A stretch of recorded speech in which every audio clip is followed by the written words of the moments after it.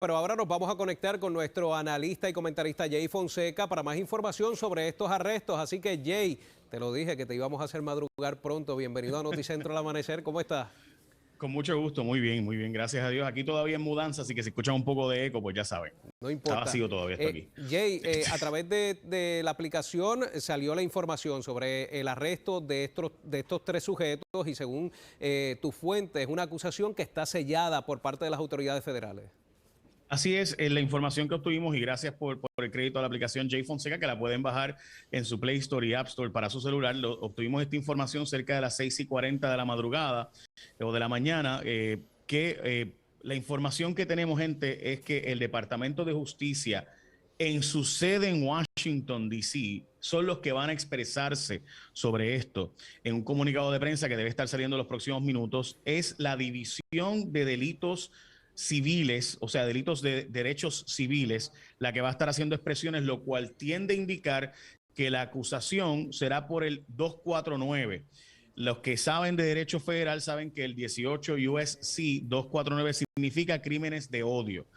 Así que eso es histórico, que a Puerto Rico se le esté aplicando este código federal de acusaciones. Es importantísimo que se comprenda la dimensión que esto tiene, y es que literalmente la comunicación será desde la sede del Departamento de Justicia Central en los Estados Unidos, no del Departamento de Justicia desde Puerto Rico, ni del Departamento de Justicia Federal en Puerto Rico, ni siquiera del FBI en Puerto Rico. El FBI va a estar enviando un vídeo próximamente sobre este asunto, pero la verdad es que es histórica esta gestión que ha hecho directamente el Departamento de Justicia en su sede central en los Estados Unidos, lo que probablemente será hasta ahora una acusación sellada, pero que pronto vamos a tener los detalles, probablemente durante la tarde de hoy, donde sabremos específicamente de cuáles son las acusaciones, pero fuentes diversas me han dicho que es muy probable que si está el Departamento de Justicia Central de los Estados Unidos y su División de Derechos Civiles, será un 249, que es decir, un delito de crimen de odio. Y Jay, ¿qué implicaciones tendría para estos tres sujetos imputados si finalmente son hallados culpables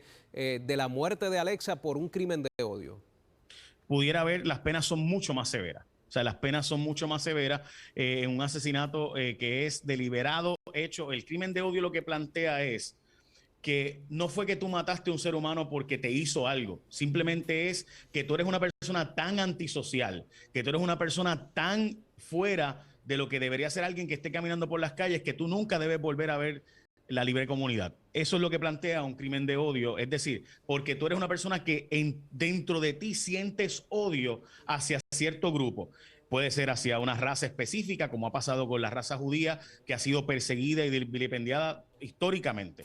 Puede ser porque somos puertorriqueños, es decir, maté a esta gente porque yo creo que los blancos son mejores o más importantes, mata a los puertorriqueños estos que son negros, o mata a los afroamericanos, o mato a gente porque es adventista del séptimo día o testigo de Jehová, como pasó en el holocausto nazi. O pues eso es lo que implica en este caso, mato a alguien porque es de la comunidad, porque es trans. Es decir, no fue que esa persona me hizo algo y yo en rebelión o en un coraje porque esa persona me fue a asaltar, yo saqué mi pistola. No fue porque esa persona yo le fui a robar. Lo maté deliberadamente porque yo siento odio hacia alguien con las características de una especie, o en este caso de una persona de una categoría protegida. Se dice especie protegida, o en este caso persona de una categoría protegida en inglés, es como se usa. Así que obviamente la palabra correcta es decir que es una categoría sospechosa protegida. Es decir, cuando tú matas a alguien de la comunidad trans, va a haber automáticamente, se levanta una posibilidad de que esto sea porque es trans y porque tú eres un homofóbico y tienes odio hacia las personas de la comunidad. Eso es una categoría sospechosa, se levanta esa bandera, pero sí se ve que en efecto no fue porque era trans, sino que fue por otras cosas, pues entonces no se hace una acusación por delito de crimen de odio. Jay, has dicho En que... este caso, lo que plantea es lo contrario. En este caso lo que está planteando, y termino, Gelpi, discúlpame, en este caso si se acusara finalmente por delito de odio es que se levantó la bandera de que lo mataron por meramente ser trans, y en efecto se pudo corroborar por las autoridades federales que fue porque era trans, no porque había alguna razón que no fuera esa. Si esta acusación se da por crimen de odio, ya has mencionado que sería histórico, pero sabemos que en el pasado, en otros casos, las autoridades federales han solicitado la pena de muerte para varios acusados en distintos casos. ¿Podría volver a salir tal vez la controversia de que si finalmente estos 3 sujetos son hallados culpables, la Fiscalía Federal solicite la pena de muerte para ellos por un crimen de odio? Sin duda alguna, sin duda, Gelpi, tu pregunta es exactamente la pregunta que todos vamos a hacernos durante hoy. ¿Qué va a hacer el Departamento de Justicia de los Estados Unidos, su sede central? Ahora, debo decirte que creo que no, porque la administración Biden ha sido renuente. Y sé que por eso haces la pregunta, porque tú sabes que Biden ha estado cambiando lo que era bajo Trump, una autorización básicamente de hagan casos de pena capital, pena capital, perdón. Debo decir que Trump tampoco creía mucho en la pena capital, pero permitió casos.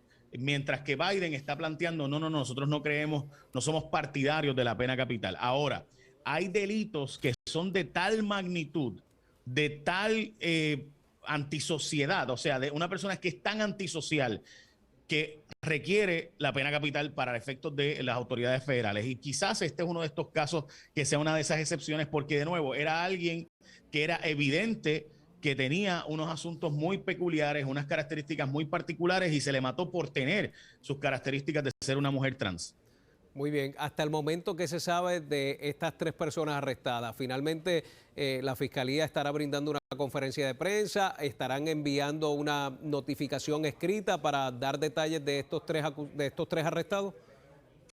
Tengo entendido que no, y escuché a Mónica que planteó el asunto de que no va a haber una conferencia de prensa local. La información que tengo, Gelpi, es precisamente lo que dijo Mónica, y lo que tú me estás preguntando va exactamente al dedillo de cuán importante es esta gestión, que lo están haciendo directamente desde Washington, D.C.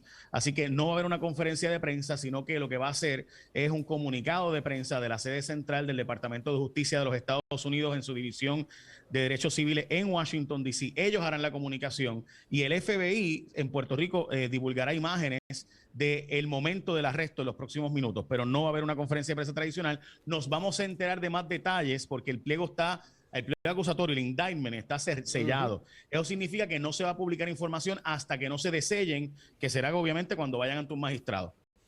Muy bien, y hasta el momento lo que se sabe o lo que podría estar emitiendo las autoridades federales es que se trataría como tal de un caso de derechos civiles, ¿no?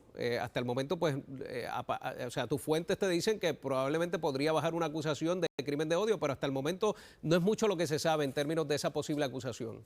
Así es. De nuevo, tal y como mencionaba, y me parece que es buena pregunta para que se explique un poco más el asunto, la división de derechos civiles es la que va a estar haciendo la expresión. Típicamente cuando es una violación, o sea, cuando es un asesinato que fue atendido por derechos civiles, es porque se entiende que hubo un delito de derechos civiles, como en este caso sería un crimen de odio. De ahí que se llegue a esa conclusión. Pero tal y como tú acabas de decir y como acabamos de plantear, no hay una explicación detallada porque el pliego acusatorio está sellado. Hasta este momento todo eso está bajo el sello del Tribunal Federal, bajo la secretividad de ese proceso, hasta que se deselle, obviamente, cuando llegue un magistrado federal y se implique o se impute cuáles son específicamente los delitos que están planteándose contra estos 3 arrestados. Muy bien, y mucha gente podría preguntarse por qué la acusación llega o baja sellada. El Departamento de Justicia de los Estados Unidos, cuando quiere mantener la secretividad de ciertos elementos, baja con ¿verdad? Una acusación con un docket, como se le dice, sellado. Quizás hay alguien que está cooperando, quizás hay información que no quieren que se divulgue parte de la misma y otra parte sí, pero eso se va a desellar en cuestión de unas horas, así que no, tampoco es que no nos vamos a enterar de cuáles son los cargos y cuáles son los hechos por semanas ni nada por el estilo, probablemente en unas horas, ¿no? Así que lo vamos a saber pronto, quizás no necesariamente ahora, pero en unas horas o en la tarde de hoy debemos ya estar conociendo. Porque recuerda que también... Este posible caso podría compararse a algún otro caso que hasta el momento se ha visto aquí en Puerto Rico a través de las autoridades federales o el Tribunal Federal. Yo no recuerdo otro, quizás lo ha habido porque obviamente yo no soy, uno no es una enciclopedia que recuerda todo, pero yo no recuerdo ahora mismo otro caso parecido. O sea, yo no recuerdo otro caso donde específicamente la División de Derechos Civiles de los Estados Unidos haya sido la que ha trabajado el asunto, incluso que envíe una acusación sellada para que precisamente sea un proceso atendidos desde las más altas esferas del Departamento de Justicia de los Estados Unidos en su sede central. Jay, saludos y buenos días. Sácame uno también a la conversación. Te pregunto, cuando baja sellada, ¿en qué otras implicaciones pudiera considerarse para uno entender un poco más a fondo este asunto? El Departamento de Justicia, y gracias Mónica por tu pregunta, el Departamento de Justicia de los Estados Unidos tiene esa discreción porque tiene una investigación todavía en curso y pudiera haber algunos elementos que no están siendo publicados todavía por alguna razón. Y ellos obviamente pues van a plantearte que hace falta la secretividad de los procesos para no afectar los procesos. Y eso pues es parte de lo que es una discreción. Obviamente el Departamento de Justicia tiene que tener una justificación para eso y puede la defensa de los arrestados, que ya estoy seguro que tienen abogados, probablemente del Public Defender Federal, es decir, probablemente de los abogados federales que les paga el gobierno federal, pues ese Public Defender que tiene la sede cerca del Tribunal Federal, de hecho en la calle Roosevelt, allí van a asignar esos abogados y esos abogados son los que solicitarán el deselle y la información completa probablemente durante el día de hoy también, pero esto obviamente una vez llega al tribunal hasta un magistrado federal pues ya ocurre que se divulgan cuáles son los delitos específicos y las razones por las cuales se le está acusando, cuáles son los hechos, por encima obviamente no se le dan todos los detalles de los hechos y la evidencia hasta después de la lectura de la acusación. Te pregunto, ¿qué implica este asunto, estos movimientos, verdad, para la comunidad LGBTIQ cuando hablamos de tantas luchas que han tenido?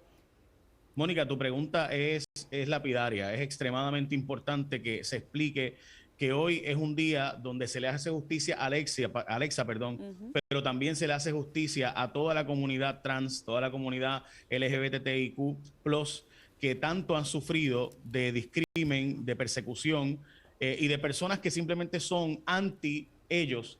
Y es sin duda un día histórico que debería ser nos debería hacer reflexionar sobre qué le enseñamos a nuestros niños del respeto al otro, que yo sé que todos estamos de acuerdo, aún las personas que no están de acuerdo con la enseñanza de perspectiva de género, todos están de acuerdo con la equidad de género, que no es otra cosa que enseñarle a todos por igual que tenemos que respetar a los demás independientemente de cómo se vean o de cuáles sean sus preferencias o de cuáles sean su género. Y yo creo que esto es un momento histórico que tenemos que sin duda utilizar para educar a nuestra gente.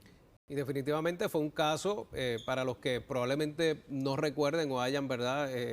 No hayan tenido directamente alusión a este caso. Fue un caso donde se dio a conocer a través de las redes sociales, Jay, de estos jóvenes que grabaron ese video prácticamente mofándose, donde se escucharon detonaciones en ese video y donde eventualmente se confirmó que ese video tenía que ver directamente con la muerte o el asesinato de Alexa.